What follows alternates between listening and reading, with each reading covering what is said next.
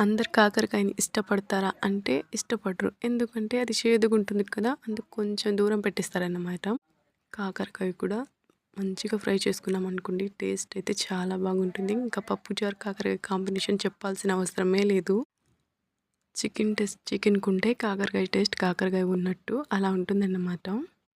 నాకు కూడా ఎలా అలవాటైందో కానీ తెలీదు. నేనైతే కాకరకాయని చిన్నప్పటి నుండి బాగా ఇష్టంగా తినేదాన్ని.